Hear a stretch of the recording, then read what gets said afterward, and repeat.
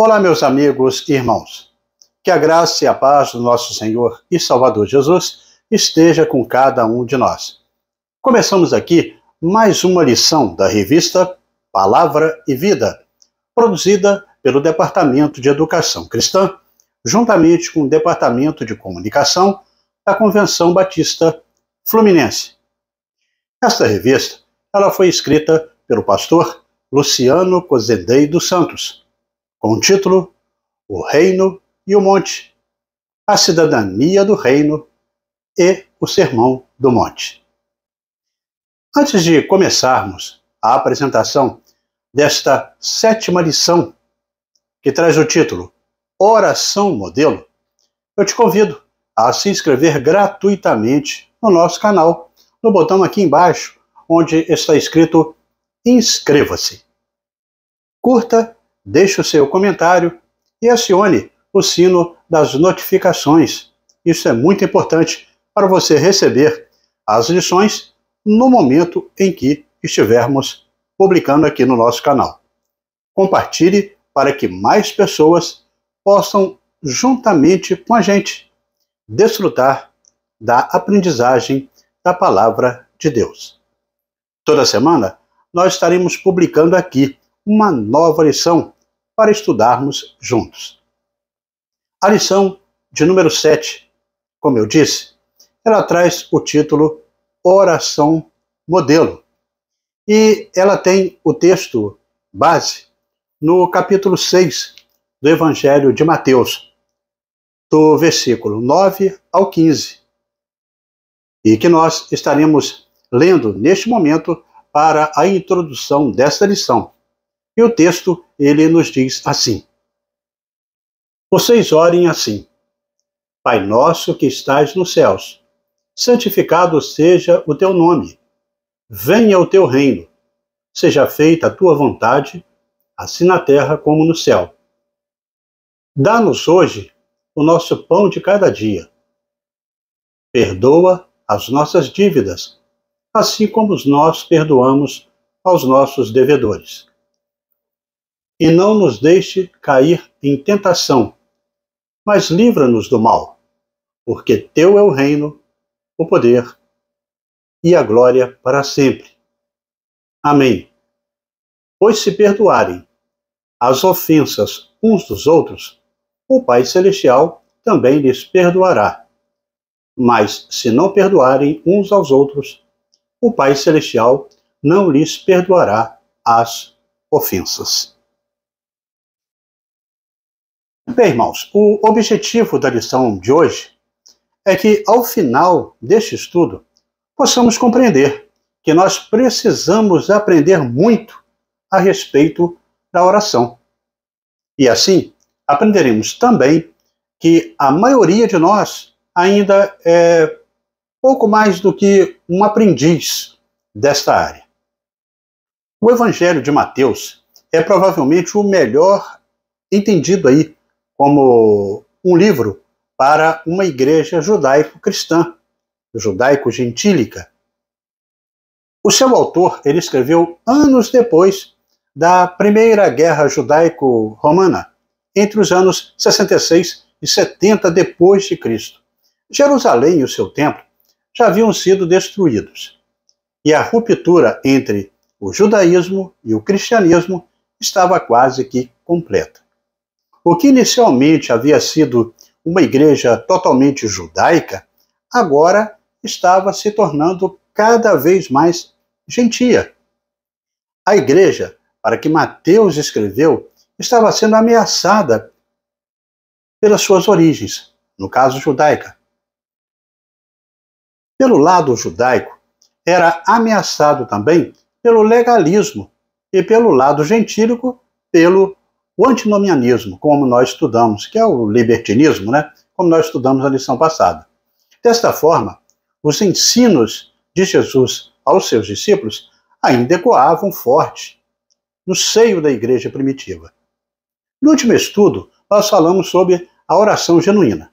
Observamos que o propósito da ênfase de Jesus sobre o segredo, quando se trata de oração, é purificar as nossas motivações, pois uma oração que não estabelece um contato genuíno com Deus, ela é inútil. À luz do texto proposto, examinaremos então agora a oração modelo de Mateus, em paralelo com o livro de Lucas 11, de 1 a 4. Lucas ele apresenta algo mais curto, primitivo, enquanto que Mateus ele adapta ao uso mais congregacional da oração e dá ênfase ao fato da consciência de que não podemos excluir ninguém quando nos achegamos até a Deus. Como o princípio de Mateus 5, 23 e 24 diz que, se pois ao trazeres ao altar a tua oferta, ali te lembrares de que teu irmão tem alguma coisa contra ti, deixa perante o altar a sua oferta. Vai primeiro reconciliar com o teu irmão e então, voltando, faz assim a sua oferta. Em Mateus, então, vemos um equilíbrio entre a proximidade e a transcendência de um Deus que a intimidade familiar assim o é. Deus, ele é Pai, mas permanece transcendente. Por isso, solenidade e reverência devem fazer parte do nosso relacionamento. Jesus ele deixou ensinamentos importantes sobre a oração, que é o modo adequado de falar com Deus, em especial na oração chamada de Pai Nosso, ou oração que o Senhor nos ensinou.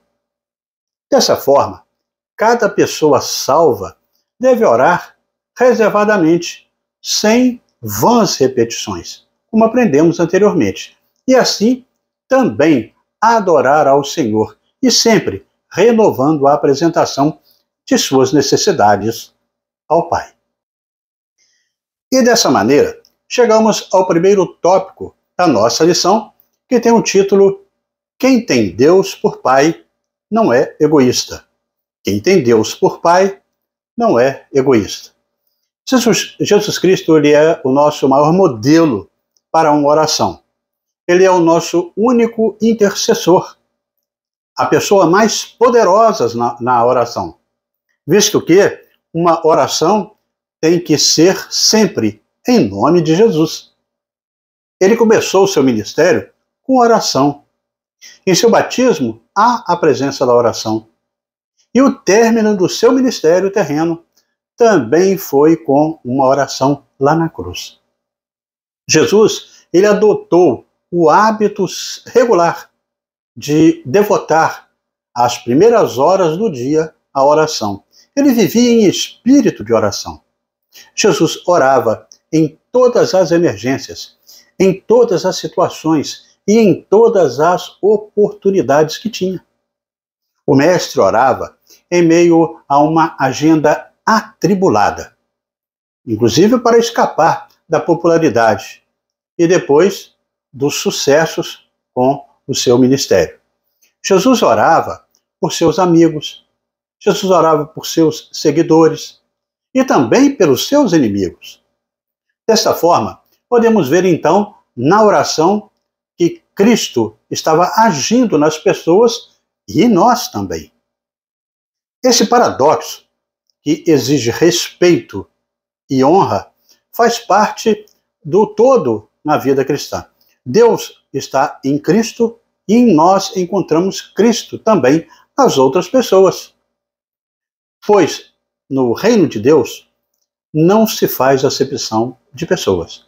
Donald Arthur Carson, um teólogo e professor do Novo Testamento, ele afirma que antes das petições vem a compreensão de que o cristão não deve orar em magnífico isolamento e deve entender que espiritualidade e isolamento exacerbado são conflituosos.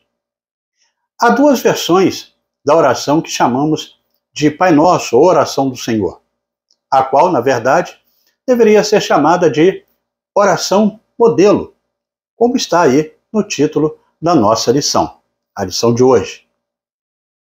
Uma versão, ela está registrada em Mateus 6, de 9 a 13. A outra em Lucas 11, de 2 a 4. Muitos estudiosos bíblicos concordam que as similaridades entre as duas orações justificam o fato de considerarmos essas duas como duas versões da mesma oração, e não duas orações distintas. Os discípulos, eles observaram Jesus orar e testemunharam o poder que resultava de suas experiências de oração com o Mestre. Isso criou neles o desejo de aprender a orar como Jesus orava.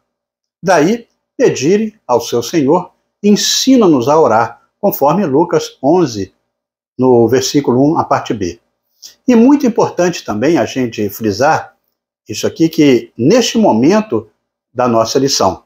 Por quê? Quando os discípulos foram a Jesus, eles disseram, ensina-nos a orar, e não ensina-nos uma oração. Eles queriam aprender a orar como Jesus orava. O Senhor respondeu usando um método empregado comumente pelos rabinos, que era enumerar tópicos, na verdade, depois fazendo um esboço completo de cada ponto. Na oração modelo, Jesus usou esse padrão de ensinamento. Ele fez um esboço geral e disse, portanto, vós orareis assim. O que no grego quer dizer, ora nessas linhas, ou seja, nesses tópicos. Jesus não ensinou os seus seguidores a repetir palavras por palavras, mas a orar daquela maneira. Essa é uma estrutura, não uma fórmula. E o Espírito Santo, por meio dessa estrutura divina, ele estará ungindo-nos para que assim oremos. E é bom também aqui a gente deixar claro que quando a sua oração ela é autêntica, significando ser ela verdadeira, legítima, genuína, é porque é um produto do Espírito Santo.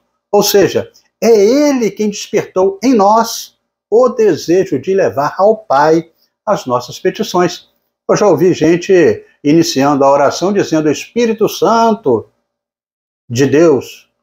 É um pleonasmo teológico, sendo que foi o próprio Espírito Santo, que é Deus, que o levou a ter o desejo de orar ao Pai, que é Deus.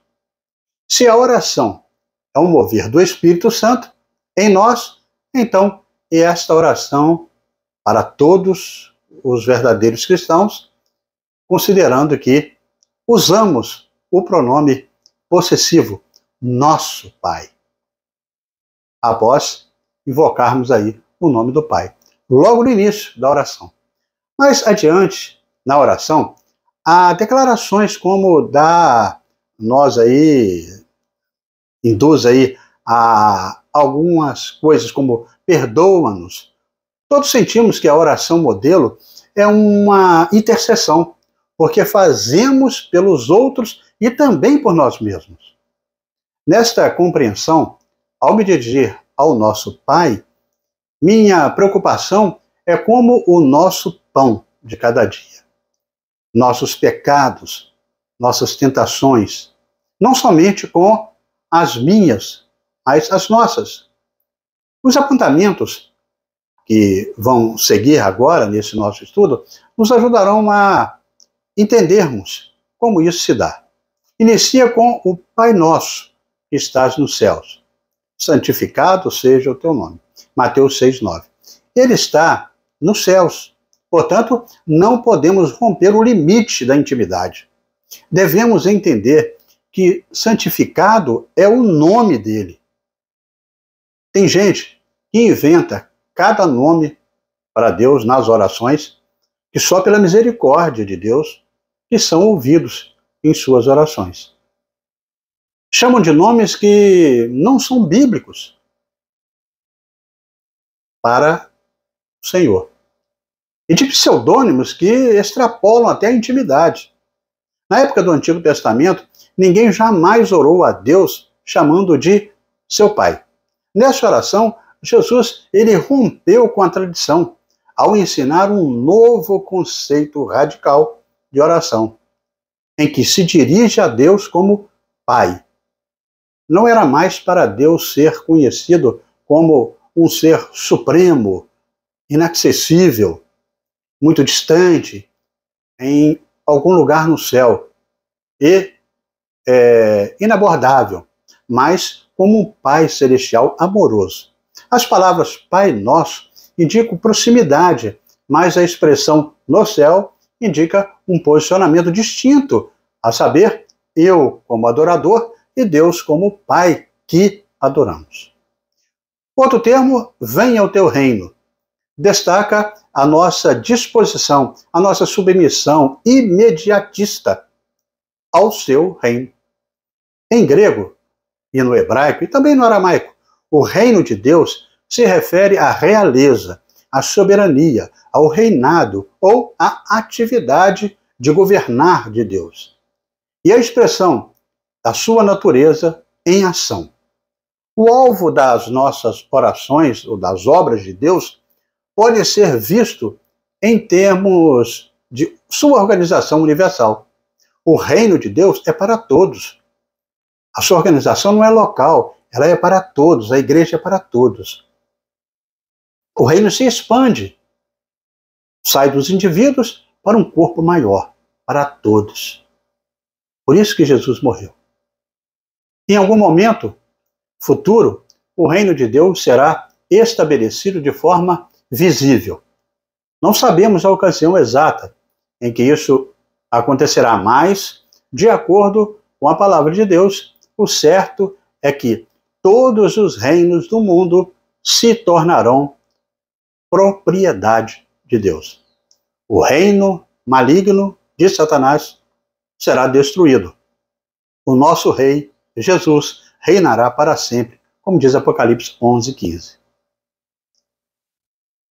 Orar, venha o teu reino, é mais que uma oração para o retorno de Jesus, é o estabelecimento do reino em sua forma final.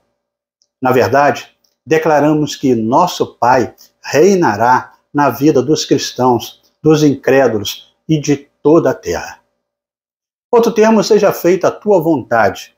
O desejo para que a vontade de Deus se cumpra. No grego, há duas palavras usadas para a vontade em relação a Deus. Uma delas é boutema, referindo-se à vontade soberana de Deus. Seu plano é predeterminado para tudo que vai acontecer no universo. Esse tipo de vontade de Deus, esse tipo é cumprido independente das decisões tomadas pelos homens. Deus está trabalhando para mudar todas as coisas, com base em sua vontade soberana. A vontade de Deus, polema, não exige a cooperação do homem, porque o seu resultado está predeterminado, uma vez que a palavra escrita de Deus assim o diz. A outra palavra para a vontade de Deus é o telema, e refere-se à sua vontade individual para cada pessoa. As pessoas têm o poder de escolher, sim ou não, se caminharão ou não de acordo com a vontade divina. Telema é essa vontade. Quando você ora, seja feita a sua vontade para a sua vida e também a dos outros, intercede para que a telema de Deus seja feita. Outra expressão é o pão nosso de cada dia. É o suprimento para as necessidades diárias. Agora poderemos orar com confiança. O pão nosso de cada dia, dá-nos hoje, pedindo que as nossas necessidades sejam satisfeitas para nos capacitar a cumprir a sua vontade e entender o seu reino. Ao orar, dá-nos, reconhecemos que só Deus é a nossa fonte, e não uma herança, um salário, um bom emprego. A palavra grega traduzida para cada dia na oração, nessa oração modelo, quer dizer pão necessário ou essencial, aquilo que é suficiente para o nosso sustento, a nossa manutenção. O uso dessa palavra, neste contexto, confirma que a oração modelo que Jesus nos ensinou é para ser usada diariamente, como a estrutura das nossas orações. Quando oramos pelo sustento espiritual e material, o pronome nos denota que intercedemos por provisão para os outros e também para nós. Observe-o. Perdoa as nossas dívidas. Outro tema está ligado também ao que pode estar nos devendo. Devemos aprender a ser perdoados e a perdoar as ofensas que sofremos e as injustiças que infligimos aos outros. A ofensa pessoal ocorre quando você ofende Deus com seu pecado. Você lida com ele e algo a pedir ao Senhor que o perdoe, dizendo: perdoe-nos as nossas dívidas. Quando confessamos nossos pecados conhecidos, Deus também ele traz à tona o pecado ao qual não tínhamos até nem conhecimento, a fim de que confessemos e sejamos purificados de toda injustiça. A segunda área em que o perdão deve ser manifestado também é perdoar também aos outros. Jesus nos ensinou a orar: perdoa-nos as nossas dívidas, assim como nós perdoamos aos nossos devedores. A tradução literal deste versículo em grego é: quando perdoamos nossos devedores. Então isso quer dizer que o versículo poderia dizer: perdoa-nos as nossas dívidas quando perdoamos os outros. A ideia é que antes de buscarmos o perdão dos nossos pecados, já tenhamos perdoado aqueles que pecaram contra nós. Jesus ensinou esse princípio na parábola do servo injusto, registrada em Mateus 18, 22 a 35. O perdão humano é um reflexo do perdão de Deus. E o perdão de Deus só nos beneficia quando estamos dispostos também a perdoar uns aos outros. Não nos deixes cair em tentação. Outro tema. Nossa justiça própria é vencida pela consciência da necessidade de ajuda. Tiago, ele indica que Deus não tenta o homem. Ninguém sendo tentado, diga: de Deus sou tentado, porque Deus não pode ser tentado pelo mal e ninguém tenta também Deus. Tiago 1,13. A Bíblia então revela claramente que tentar o homem é o papel do nosso inimigo, Satanás. Mateus 4, 3 e 1 e a 1 Tessalonicenses 3, 5 nos diz assim: as Escrituras então com frequência alertam-nos quanto às tentações que vêm do inimigo de nossas almas. Satanás é o tentador, mas somos atraídos para a sua armadilha quando permitimos que nossos desejos carnais nos seduzam. Esses desejos dão origem ao pecado, e o pecado resulta em morte. Alguns dos ataques de Satanás surgem das paixões interiores, malignas, descontroladas, enquanto que as tentações vêm dos nossos sentidos, no ouvir, no ver, no sentir, tocar e experimentar. Independentemente da origem, a tentação, quando oramos, não nos deixes cair em tentação, pedimos a Deus para nos guardar da sedução do pecado. Nem mesmo Jesus estava livre de tentações, mas foi preservado nela, conforme destaca Hebreus 1:15. Ele resistiu às tentações. O apóstolo Paulo, ele fornece algumas informações detalhadas sobre o maligno e a armadura espiritual que Deus fornece para a nossa defesa. Paulo declara que, enfaticamente, que nós devemos ser fortes no Senhor Todo-Poderoso e com coragem permanecermos firmes diante dessas forças malignas que indica assim em Efésios 6, 10, 13. E dessa forma, amigos e irmãos, chegamos ao segundo tópico da nossa lição de hoje, e que tem o título: Quem tem Deus por Pai, vence a amargura. Quem tem Deus por Pai, vence a amargura. Temos uma súplica para evitar a tentação. Entre o pedido referente ao perdão, no verso 12, e seu esclarecimento, nos versos de 14 a 15, que apresenta aí, possivelmente, a principal tentação enfrentada, que é a amargura.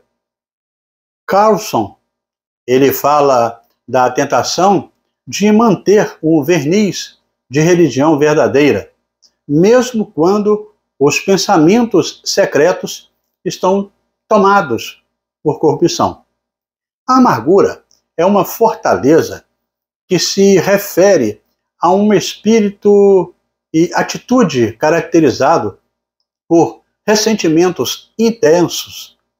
A amargura é um sentimento de descontentamento que, embora frequentemente brando, pode deixar resquícios que podem durar uma eternidade. Por vezes, é possível percebê-lo no sentimento, até mesmo no semblante, nas palavras das pessoas, nos gestos, atitudes de uma pessoa. A recusa cega e doentia pela reconciliação faz aguçar ainda mais essa amargura. Paulo, em 2 Coríntios 10, 3 a 4, fala sobre essa palavra, fortaleza, no sentido negativo. Muitos, por debaixo dos sinais extensos de sucesso, felicidade, apresentam bloqueios espirituais para permanecerem com essas veias do descontentamento obstruídas. Mesmo entregando a vida a Jesus, algumas áreas podem estar fora do controle. Então Satanás toma posse dessas áreas que não estão sob o domínio de Cristo e começa a construir fortalezas nelas e usa essas fortalezas ímpias para controlar mais e mais as nossas vidas. O poder da vitória dessa fortaleza está em Cristo Jesus. Precisamos de ajuda dele, conforme destaca Gálatas 3,13. Dessa forma, a amargura pode ser uma resposta pecaminosa ao sofrimento causada pela incredulidade na justiça e soberania de Deus, mesmo quando o seu propósito é oculto. A amargura é um problema interno que, se mantida, se manifesta externamente, como bem destaca o livro de Hebreus 12, 15. É como uma raiz que brota e contamina a muitos. Ela começa no coração, mas em alguns momentos se manifestam em atitudes de ressentimento. Enquanto não manifestada, ela é encoberta com mentiras, mas em alguns momentos se torna pública. A primeira manifestação de ressentimento dá a ira, que não é resolvida. É o bloqueio da comunicação. Quem guarda ressentimento age como se estivesse tudo bem, mas na verdade não está. O seu ódio, ele é encoberto com engano. Provérbios 26, 24 a 26, assim declara. Mesmo sendo intercessores, pessoas maduras, dedicadas à obra do Senhor, podem de vez em quando operar sob a influência desse mal, bastando que haja partes abertas de antigas feridas.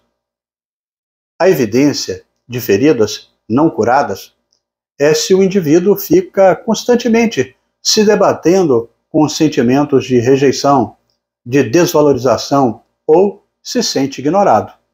Ou então, se luta constantemente contra a amargura, o espírito crítico e a ira de coisas do passado, que sempre visita as suas memórias.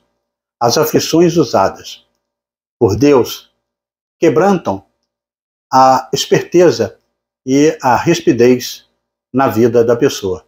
Então, como a gente pode entender, ao nos humilharmos, ao nos dedicarmos, ao nos entregarmos a Deus, vem a sufocar o fogo dessas paixões. Mostra-nos o mal, o nosso próprio coração, revelando as nossas fraquezas, nossas faltas, nossos defeitos, e nos torna consciente do perigo espiritual e nos disciplina através do Espírito Santo. Isso é importante para nós, porque Deus trabalha a nossa paciência, a nossa tolerância, exceto se nós não quisermos. Então, um dos métodos que Deus usa para nos aperfeiçoar o nosso caráter cristão, é permitir que isso até aconteça. A maioria de nós acha que o sofrer já é suficiente e que sofrer injustamente é certamente demais. Dessa forma, vemos como Abraão cresceu, como José foi abençoado. A história de Moisés também nos aponta a vitória sobre a amargura. Enfim, uma grande parcela daqueles que foram abençoados demasiadamente por Deus em seus chamados foram pessoas que enfrentaram amarguras e venceram quando se dedicaram ao seja feita a sua vontade. E dessa forma, amigos e irmãos, chegamos ao terceiro tópico da nossa lição, que tem o título Quem tem Deus por Pai vence a hipocrisia religiosa. Quem tem Deus por Pai vence a hipocrisia religiosa. Tudo isso se encaixa com o verso de 1 a 18 desse texto que nós assim lemos. A destruição da hipocrisia religiosa. O fato é que precisamos aprender muito a respeito da oração sincera. A maioria de nós ainda é pouco aí mais do que um aprendiz. A verdade não deve ser relativizada, porque aquele que relativiza as suas opiniões não querem ser guiados por Deus. Haja vista, será uma pessoa que acredita que existam outros tipos de verdades, de perspectivas para as mesmas coisas, e que não há necessariamente um certo ou errado. E para Deus nós sabemos que é sim, sim ou não, não. Dessa forma, a nossa prática na igreja e no mundo não pode ser construído segundo os interesses e aplicada levando em conta o prestígio ou a importância social das pessoas. Essa verdade precisa ser vista como bússola, como um norte para as ações da vida e também é o sustentáculo para qualquer construção na dimensão ética, moral e espiritual. Daí ser imperiosa uma avaliação sobre nós mesmos, para superarmos quaisquer tendências ou atitudes que reflitam hipocrisia, considerando o desafio de alcançarmos a autêntica expressão de fé. Visto que nós fomos chamados para sermos diferentes, fazer diferença e frutificar, sendo sensíveis quanto à realidade que nos cerca. A voz do Divino Mestre e Sumo Pastor Jesus Cristo, andando com ele e também sendo fiéis aos seus ensinamentos. A vida precisa de equilíbrio entre responsabilidade e privilégios. E tudo depende se estivermos nele e ele estiver em nós. Precisamos vencer a hipocrisia para alcançarmos uma expressão autêntica de fé. O termo hipocrisia, no grego, significa inicialmente separar gradualmente ou representar um papel, fingir. Na antiga Grécia, os atores de teatro, durante as apresentações, fingiam ser outras pessoas, usando as suas máscaras distintas para este papel. Para cada papel diferente, usava a sua máscara, uma máscara distinta. E o que eles faziam no palco era conhecido como hipocrisia, que significa fingimento. Essa palavra era aplicada à ação de interpretar uma peça teatral. Para o tempo de hoje, hipócrita passou a indicar qualquer pessoa falsa ou fingida, e foi com esse sentido que entrou na língua portuguesa por volta do século XIV. E é dessa maneira que Jesus ele coloca para aquelas pessoas que assim seguiam o judaísmo de uma maneira distinta daquilo que apontava a palavra de Deus. Eram hipócritas, ou seja, tinham consciência do seu erro e o fazia para um bem próprio e não para o bem do reino. Que sejamos, então, cada dia mais pessoas sem fingimentos, sem máscaras, e que tenhamos uma face aberta para que possamos, assim, termos condições de ficarmos face a face com os nossos irmãos e também com o Senhor no momento da nossa oração. Assim chegamos, irmãos, à conclusão da nossa lição de hoje. Com o estudo dessa lição de número 7, vimos que a grande importância do Sermão do Monte para a vida cristã está no fato de nele estar contido a sinopse do ensino ético das exigências de Cristo para aqueles que desejam fazer parte do seu reino. Cristo ansiava, por meio de suas mensagens, que foram apresentadas no Sermão do Monte, modelar a índole daquelas pessoas e também o caráter delas que iriam o seguir. Assim devemos acrescentar que as verdades do Sermão do Monte só podem ser vividas por aqueles que já ouviram a mensagem do arrependimento e que foi primeiramente pregado por João Batista e Jesus, e assim já transformou também as nossas vidas e aqueles que buscam também viver no reino espiritual, desenvolvendo a vida e também a conduta de acordo com os ensinos expostos por Cristo, sem hipocrisia ou qualquer fingimento. Na oração do Pai Nosso, aprendemos redenção, autoridade, adoração, governo, submissão, provisão, perdão, proteção, libertação e segurança.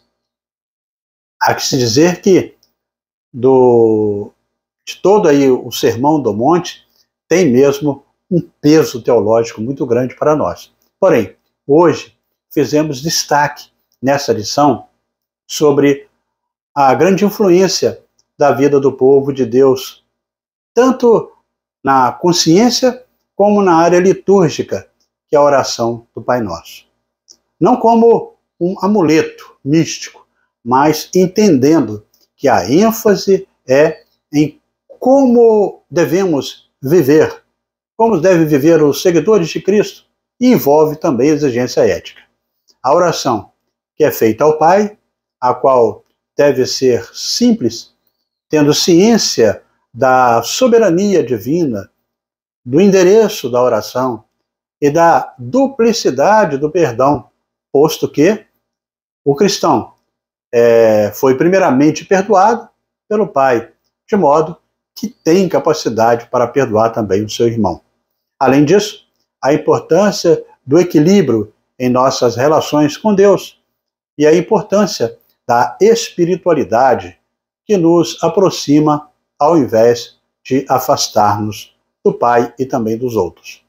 No Evangelho de Lucas, no capítulo 11, no versículo 1, a oração do Pai Nosso, ou a oração modelo, traz o desejo dos discípulos em aprender a orar. Expressa aí nesses versículos como assim aprendemos. Como escreve Abraham Heschel, o tratado que escreveu sobre a oração. Não nos recusamos a orar, apenas sentimos que nossa língua está presa, que nossa mente está inerte, que nossa visão está embaraçada. Precisamos converter sobre a oração e orar, pois oramos menos do que devemos. Precisamos buscar a motivação correta, como valores corretos para uma vida correta diante dele. Como também apontou Billy Graham, quando tinha 99 anos, sobre os joelhos, né, com relação a isso, que nós devemos estar íntimos com Deus, orando desta forma, dedicando-nos em tudo ao Senhor. E assim chegamos ao nosso momento para pensar e agir, com 3 indagações. A comunhão é dádiva de Deus em seu reino. Você tem amigos de oração? Se não, por que não tem? O momento, irmãos, é para cada vez mais unirmos em oração. Temos grupos que orem sem cessar, com vigílias, com semanas de oração, com campanhas. A cada dia vemos que o mundo está deteriorando e que a igreja, como sal e luz neste mundo, tem que fazer a diferença. E só a partir da oração que veremos o resultado. Como aprendemos na lição de hoje, uma oração cotidiana e eficaz, conforme Jesus nos ensinou. Na segunda reflexão, nós somos filhos de Deus, que é nosso Pai amoroso. E quando você compartilha com Ele as suas amarguras e tristeza, isso acontece? Olha, faça isso após você terminar essa lição. Faça uma lista de suas necessidades e coloque para Deus. Mas não esqueça de seguir aquela lógica que aprendemos hoje sobre a oração modelo, como Jesus nos ensinou. A terceira meditação é, ao orar, você o faz com motivações corretas e valores corretos ao reino de Deus? Que a parte da aprendizagem de hoje você possa se dedicar mais e mais na oração. E que a cada dia você possa ter Deus em sua intimidade e participar de todas as áreas da sua vida em oração contínua. E assim, amigos e irmãos, terminamos mais uma lição da revista Palavra e Vida. Mas antes de você sair, convido você a se inscrever no nosso canal, no botão aqui embaixo, onde está escrito inscreva-se. Curta, deixe o seu comentário, acione o sino das notificações e compartilhe para que mais pessoas também possam desfrutar deste conteúdo para a edificação de cada um na aprendizagem da Palavra de Deus. Isso é muito importante para o nosso canal. Na próxima semana, nós estaremos estudando aí a 8ª lição, com o título O Jejum como Disciplina Cristã. O Jejum como Disciplina Cristã. Estaremos publicando aqui esta nova lição, se Deus assim nos permitir. Amém?